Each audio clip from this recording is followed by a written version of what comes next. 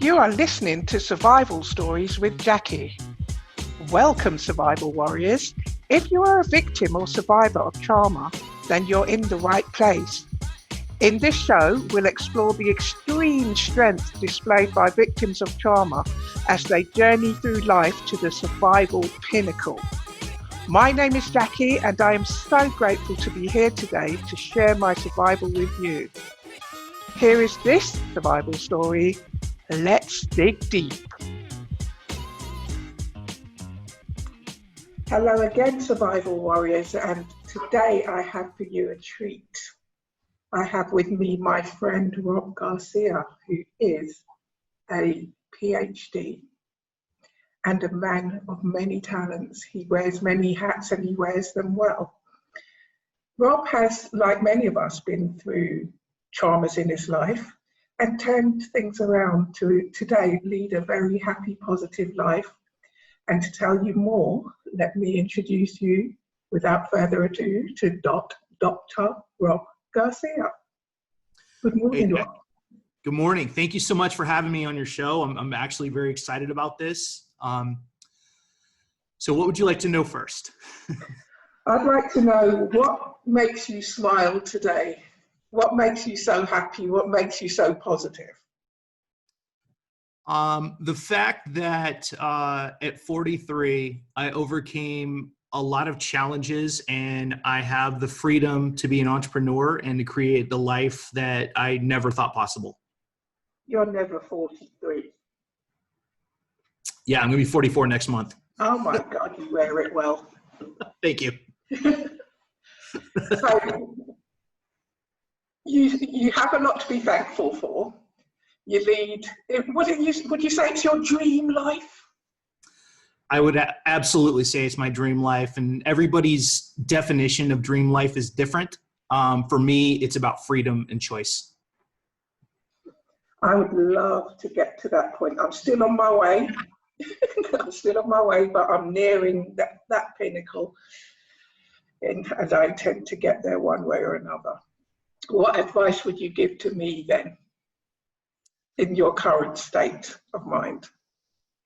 Well, I'll tell you this right now, from what you and I are new friends, so I'm still kind of getting to know you and the things you're working on, but you've already paired up with Manny Wolf, who's an incredible entrepreneur and mentor. I've done an event with him.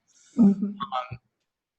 Your branding is very good. Your energy is very strong, and you have a passionate, you have a passion for education. So you're already a lot further ahead than a lot of people I deal with. So that's a good thing. For you personally, I mean, freedom, the first thing I always tell people is to develop a few income streams and then work on the branding and the case studies with clients. And that's pretty much how you stack and ascend up the ladder over and over again. Well, advice taken, let's just put it like that. So was it always this way of thinking, or could you tell us about a point in your life where things were not quite as easy and you had to really work on yourself to turn things around? I don't want you to go into how you turned things around, just what happened to get you to that point.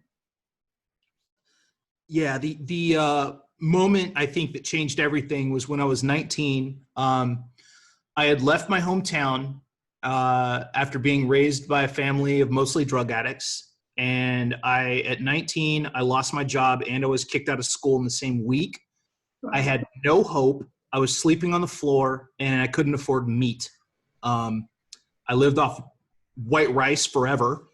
And at that week was the lowest point of my life. I remember walking home and just having this feeling that the world had rejected me. I had never felt so low and so worthless in my life. And so that was a challenge.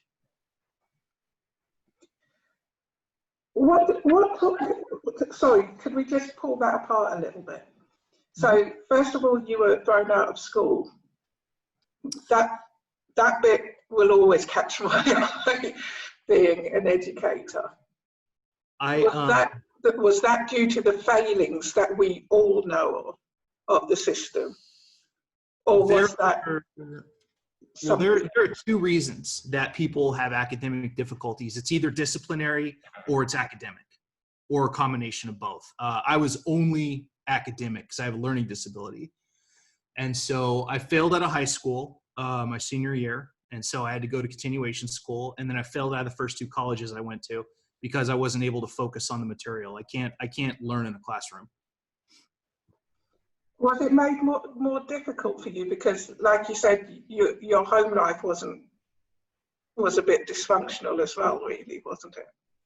Yeah, when you grow up in a low income family, it makes it so much harder because it's such a disruptive environment. If the police are coming by to arrest relatives, if you're falling asleep and there are mice and cockroaches everywhere, and all your relatives are pretty much either alcoholics or drug addicts, you can't create hope. You can't create any type of vision for yourself until you get older.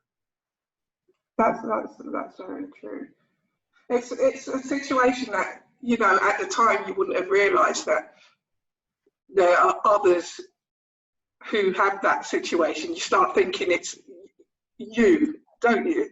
Because I remember when being in a similar situation, and you just don't believe that anyone else has it except you, and you act accordingly.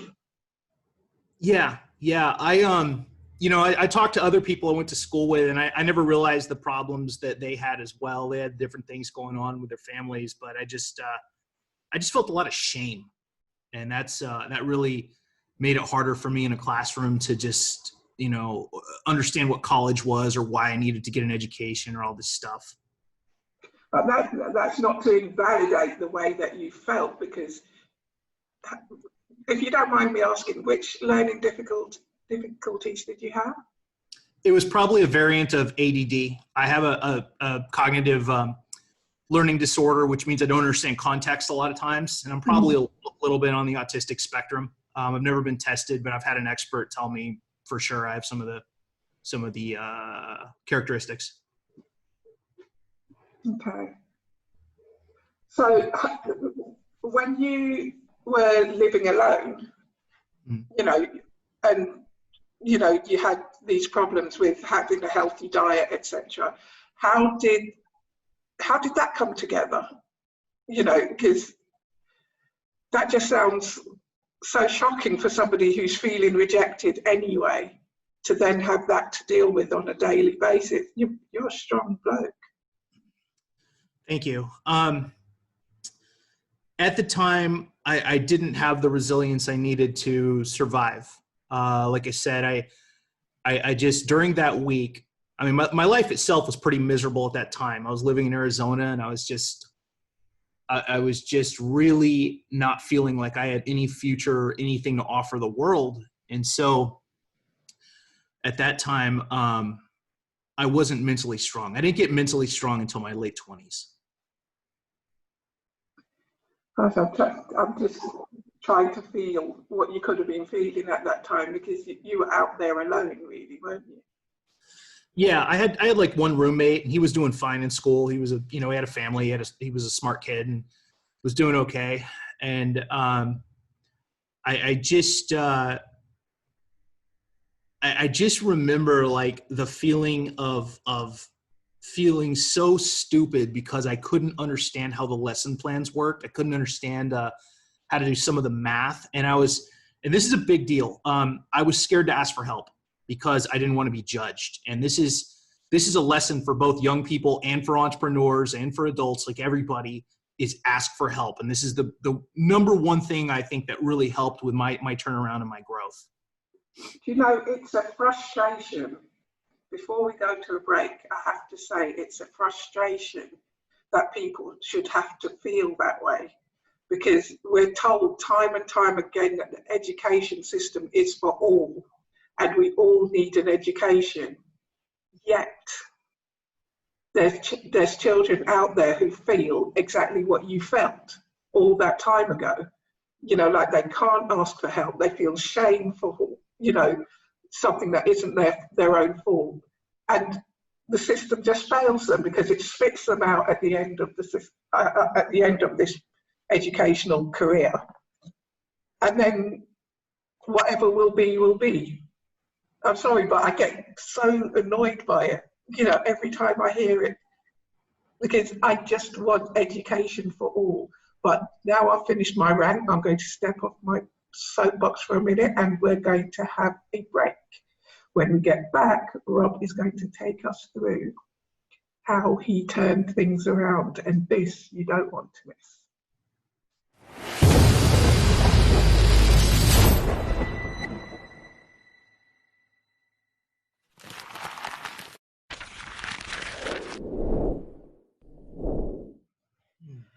And we're back.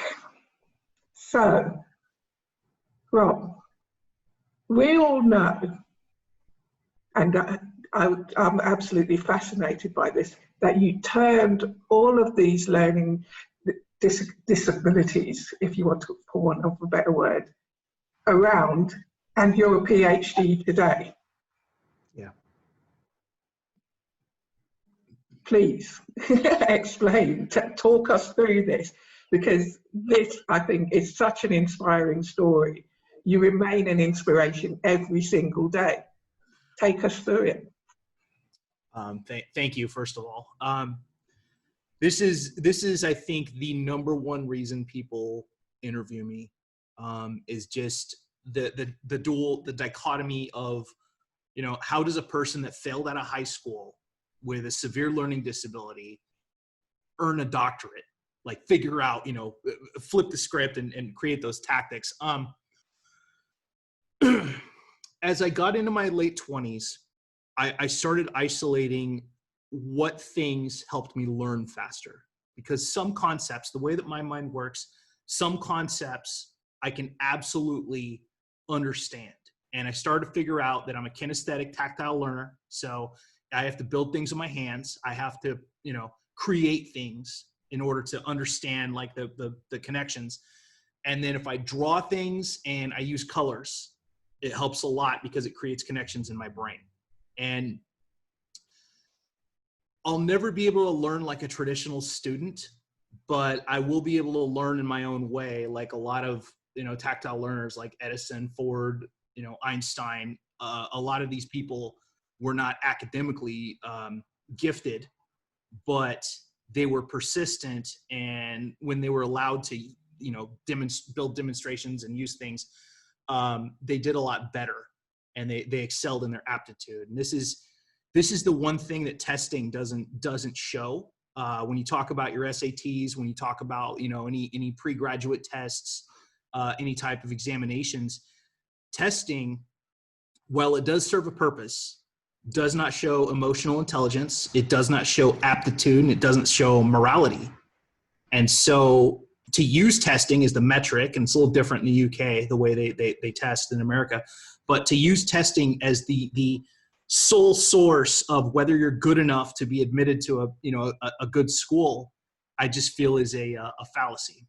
So to answer your question, sorry. The biggest thing I did was I identified what my learning style was. I figured out what techniques would help me learn faster. And I never, ever gave up once I entered the doctoral program. And it had a 50% dropout rate. I was not the smartest person in the program, nor in my classes, but I was the last person to give up. I was the most persistent. And because of this, persistence beat intelligence. I'd say that is so key. Persistence is so important. I've always said this to my daughter, because in comparison, people always say to her, your mom's academic, so you must be. She's not. She's a creative. But today, she jumped all around bumped into every wall when she got confirmation of her degree, because she's always been persistent. She just keeps on coming back for more. She's like one of those weebles that wobble, but they don't stay down. Please continue. Yeah. And so as I went through this program, and I started thinking that there were probably other people out there, other people out there who were the same as I was. And so I started teaching myself how to do certain things, and I got into autodidactic learning, which just means the art of self-instruction, just a fancy way of saying it. And I taught myself how to self-publish books, and then I taught myself how to create a magazine. I have no experience, none. No journalism or English degree. I just looked up the process. I looked up a few ways to do it, and then technology changed and allowed me to do both these things. So the last book I wrote was called The Next Level Supercharged, and I wrote a book on speed learning, 16 techniques to do any job or skill better, and then worksheets and designs and stuff. But it's one of my favorite things I've ever done because I did this entirely myself. The only thing I outsourced was the cover. But I feel like this will help entrepreneurs and students that are challenged with learning like I was. And so it's one of my favorite things I've ever done because it's given back to, difficult learners like myself. That is exciting. Shows the strength of the man. Continue, please. So after I released the book, I founded a magazine called Shift Advanced Life Design. And I started just interviewing celebrities and special forces and coaches that were very successful. And I wanted to base it off of kind of Tim Ferriss, where you just take a person that's really good at something and you reverse engineer their techniques and figure out what it is that makes them successful. And Shift has been going for 4 years now. It's one of my income streams. It's something I'm very proud of. It's a digital based format, and we come out every quarter. And I've monetized it in the last year to a certain level. I'm very satisfied with. You're amazing. You're just like a powerhouse. Thank you. It's have you ever been into schools to talk to like teenagers about how to do what you do? Because I ask this because I teach many of them who I find that the system makes them think that they're going to go nowhere anyway. So therefore they don't put any muscle into it. They don't show their teeth in the way that you did. It seems to me that the system said to you, no, and you said, yeah, watch this. Yeah, what a great question. I've spoken in a couple of charter schools. I've spoken in probably 3 colleges and a couple of high schools. And I ended up, ironically enough, Jacqui, you're going to love this. I actually ended up being a high school engineering teacher for 5 years and a college professor for about 9 months. And so I had both ends of the scale. And then I went into business consulting on my own, just so I could kind of run the show and do my own thing. But it was my time in academia was very good for my own personal edification. Teaching in a low income school really taught me what kids are going through these days and kind of what challenges that both students and educators face. So it was good to make me well-rounded. I love that because that is a very similar experience that I had. It's something I think that everyone should do at some point, just to get a greater awareness of what the world has for young people nowadays. And of course, as you know, what I'm developing with Manny and Debbie, etc., in response to that. So your doctorate is in education, which is quite ironic, really, isn't it? Yeah, I started it when I was a high school teacher. It took me 6.5 years to finish, and I did it to inspire my students, to show them, hey, if I'm assigning you a 1-page paper, this is what I have to do as a doctoral candidate. I have to write a 120-page dissertation. And so by doing that, I stuck with the program, and eventually I finished and just moved forward with my life. But it was one of those achievements that it was like defeating an old enemy that had plagued me throughout my life. I've been made fun of. I've been called stupid my entire life by a lot of people. And so finishing a doctorate in education really, really gave me redemption and validation, I guess. Surely no one could call you stupid, because that's the last thing I could think that you could be. If anything, there should be more like you. How does it make you feel when, because as an entrepreneur, we're faced with the constant doubting Nancy's, negative Nancy's all over the place who sort of come across with, well, I prefer to just have a job, then I know what's going to happen at the end of the month. Yeah, it's entrepreneurship is it's a way for creatives to kind of beat the system. And some people do need the stability of a job until their venture takes off. Mm. My time in corporate was good. I became a technical writer for about a decade, and it helped me to build stability. But just the entrepreneur bug gets in your head, and for some people, it's just too strong to give up. And so I've been on my own for about 4 years without a boss. Some months are good, some months are bad, but it's been a steady climb. It's been an ascension, which is great. But it's not a fast path for a lot of people, and people need to be honest about their aspirations and what their goals are. Can I just ask you, because I've always found it difficult to have a manager who takes things life at a different pace to me. Did you find that when you were in corporate for 10 years? A manager who says, right, tick this box and then come back to me so that I can check that you've ticked those boxes, and then I'll tell you what to do.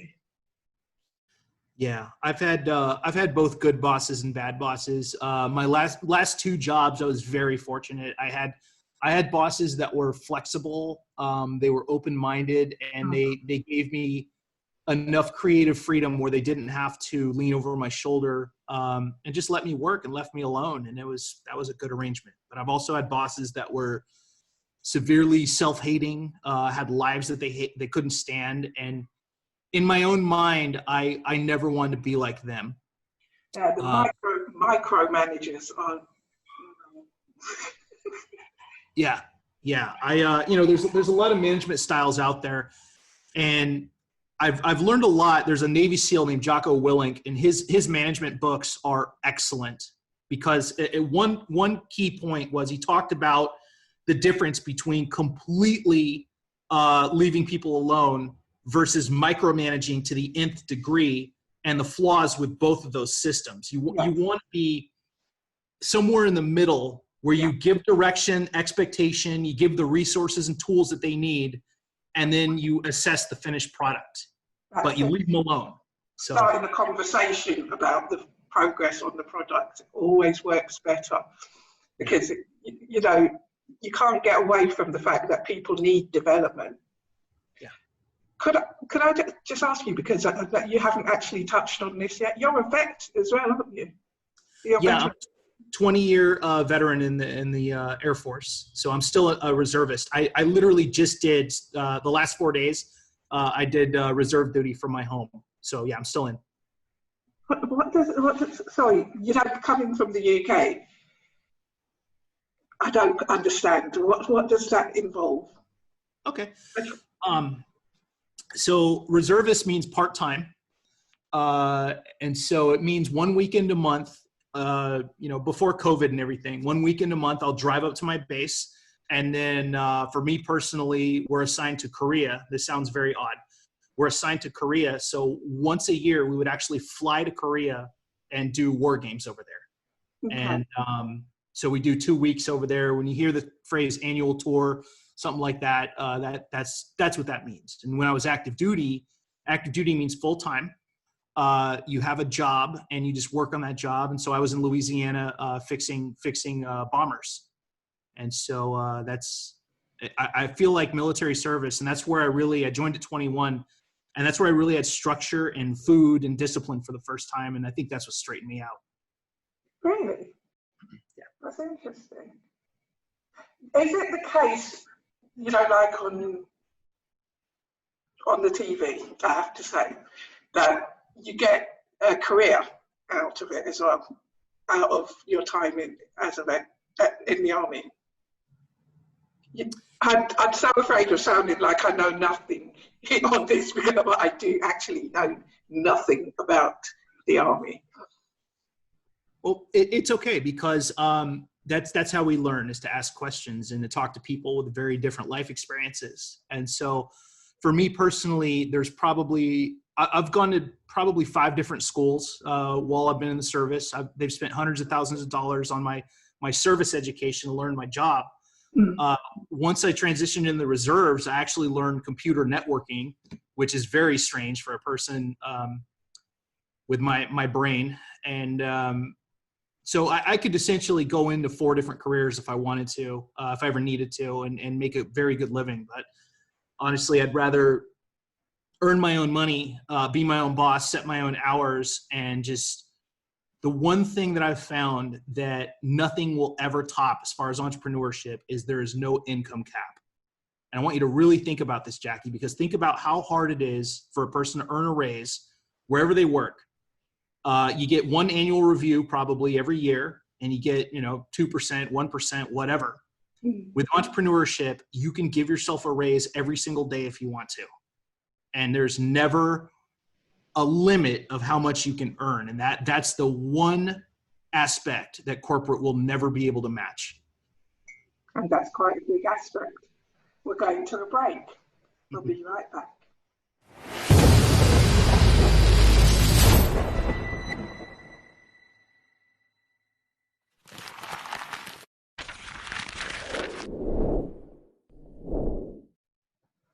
Okay, and we're back again. And Rob was just about to explain to us how he can help you in case you want to become an entrepreneur, in case you need that change in your life, in case you need to have some belief in what you're doing, and most of all, to develop those multiple income streams. Remember, you can still keep your job and do this too. So, Rob, over to you. Okay, there's a few ways that I can help your listeners. The first, I run a very affordable program called Design Your Paycheck, where I teach 15 different income streams. The last course I developed, I did a business visibility and growth course called Tactical CEQ. We actually have graduation coins. It cleared $25,000 in sales. And the last ebook I wrote probably cleared 3,500, maybe 4,000. And we're talking no ads, completely organic, just me getting out there and teaching stuff. So these are the things that I teach people, because anyone can start a membership site, write an ebook, design a course for free and turn around and sell it. Mini trainings, a media platform like I did. So right now I probably have about 7 income streams. And I love teaching this stuff. So if anyone wants to know more about this, Design Your Paycheck, $67 a month. You get access to all the training. You get to work with me, ask me any questions you need to. So that's one way. And then for other people that are on a budget, which I completely understand, I have a YouTube channel. My name is Blue Dragon Rob 1, and I teach a lot of client level things on that. I teach exactly how I made $10,000 in a day numerous times, how I design a course, 4 ways you can make a course for free, completely free, and sell it. A lot of really useful information. So if you just go to YouTube, you can see my best videos. My channel's gaining some traction. And is it actually the case that anyone can do this? Absolutely. I can never guarantee sales. I'm not that guy, but no. I can guarantee how to teach someone how to make a good course completely free, and then turn around, be able to sell it, create a launch plan, all this stuff. Because I'll be honest, Jacqui, and I believe in full transparency, it took me 1.5 years before I ever sold a course or an ebook, because I needed to learn more about branding, color matching, audience building, positioning. There's a lot of things behind the scenes. And most people start entrepreneurship and they finish a course or an ebook and they think, okay, well, sales are just going to come. They don't. It takes some time to build up your reputation. So these are the things I teach people as well, my biggest mistakes. Is one of those mistakes that people make, I think, is getting so excited at the first sale that they hugely undersell themselves, and then find that they're stuck in a little bit of a rut there. Because if they go ahead with an undersell, then they're going to have difficulty in selling at their actual value. Would you say? Yeah, you're talking about discounted pricing, which is something that I love that you brought this up, Jacqui, because and I did the same thing in my early years. And when you discount your pricing, you attract the wrong type of customer. You attract the coupon grabbers and the discount shoppers. You don't want to work with those people because they are the worst clients you're ever going to have because they're entitled, they complain the most. But price according to value. So just because you put out a 20-page ebook doesn't mean that you can sell it for $300. If the content of it is very, very high value, then you can justify that. But you have to understand that price and value are they have to be synonymous. So Absolutely. don't ever, it's okay to offer temporary discounts like for a pre-launch or something, but don't poverty price. That's what it's called. It's when you price stuff so low that you'd have to sell 1,000 of them to make any type of decent return. Yeah, and I think that is something that happens so often because people often say to me, there's cheaper tutors out there. And I say, but they don't offer the same thing. You know, what I offer is way above what I'm pricing at. And that's only because I care. So I'm not dropping down that low because I'm worth more. And what I give to your kids' future is worth a lot more. And here's a very key point, Jacqui. I'm really glad you brought that up. It's the power of your brand. That's really what you're pricing at. And you're right. It's the Jacqui experience. And there are a lot of people that will work for less, and that's fine. They're running a bottom of the barrel brand, and you get what you pay for. It really is true. And so I'm very expensive. I'm not going to lie. A consultant called me $750, but I thought about it and I said, okay, what justifies that, Rob? What would make somebody do that? Well, they get a month of planning. They get a review of the call sent to them digitally, like almost like typed up, all key points. They get a diagram of whatever it is that we map out in business, and then they get follow-ups. So I'll follow up with them for 30 days. And so some people will look at it and say, that's not worth it, because most consulting calls are about 100, 200 an hour. Other people are like, oh, wow, I get to work with a PhD MBA who's established in business and is the first 2 pages of Google, who's been interviewed 150 times. Totally worth it. So that's the power of your branding. Very important. That is the key. Absolutely. Thank you, Rob. You've given us some good value today, a lot to think about. Thank you, Jacqui. I'm going to actually now have to put you under the spotlight a little bit in what we call Get to Know Rob.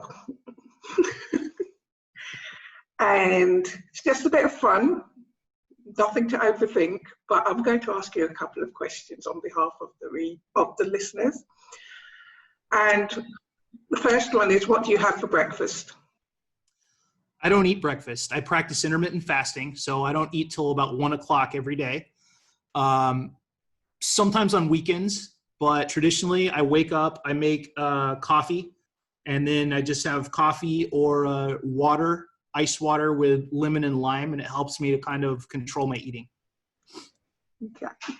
What do you think of like Manny Wolf, who likes coffee with cream and butter and sugar and etc., etc.? He says that it's a bulletproof formula. What do you say? I have also done the same thing. No sugar, but I have put butter in my coffee. I do put some something natural like stevia, and I use cinnamon and nutmeg. My coffee is 6 ingredients, so it's a lot that goes into it, but it definitely helps with appetite suppression, and I need to start working on it again because of quarantine. Cinnamon and nutmeg. Yeah, tastes very holiday. I'm going to try that because I love cinnamon and nutmeg, but I've never put it in coffee. Yeah, it's amazing. Something to think about there. I'm glad I asked that question. Do you prefer a run or a swim? Run. And lastly, do you, on behalf of the ladies, prefer blondes or brunettes? I caught you there, didn't I?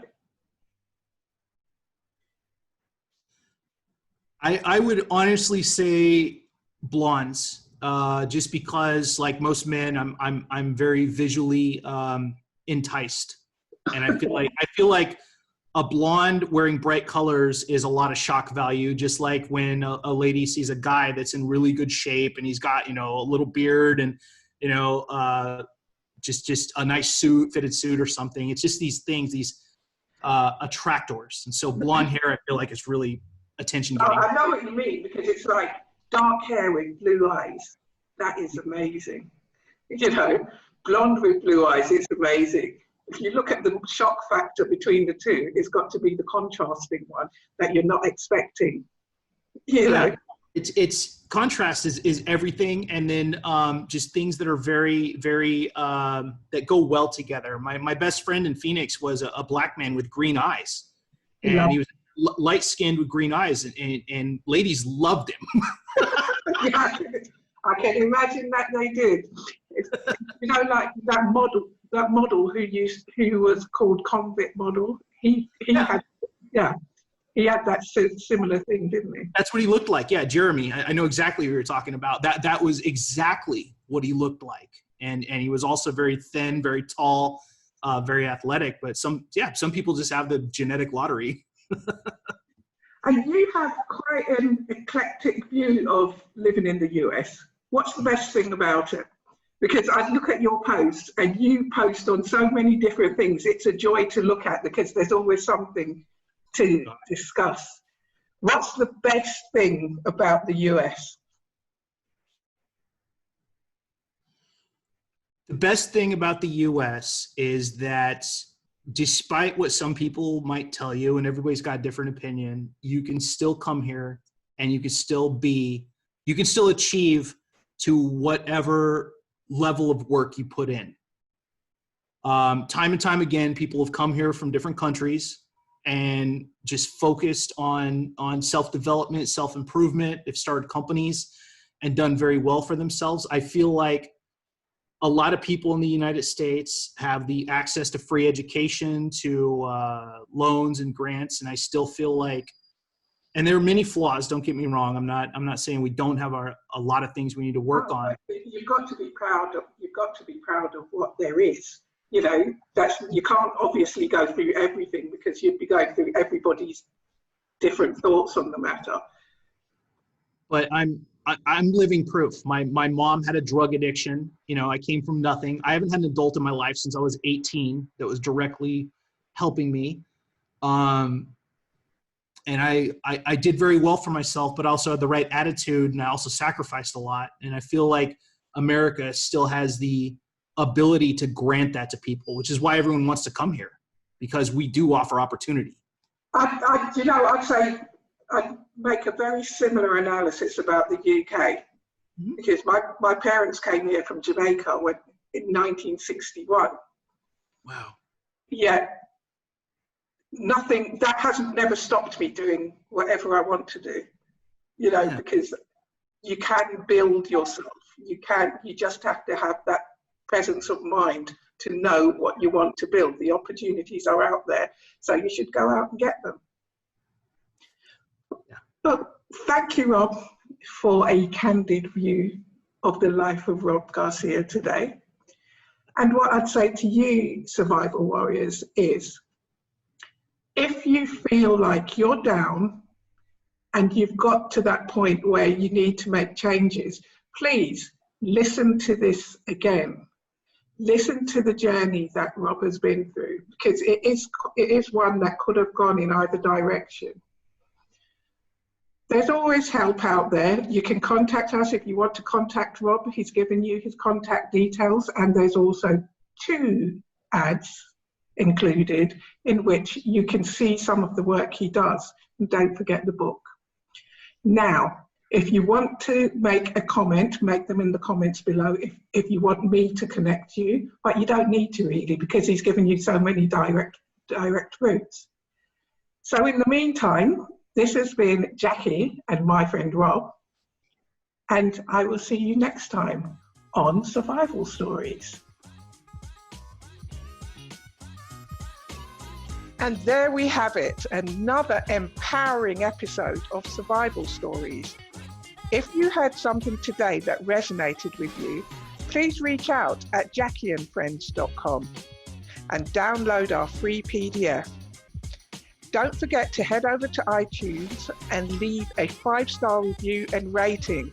And whilst you're online, why not join our community of warriors on Facebook at Survival with Jacqui. Look forward to seeing you there.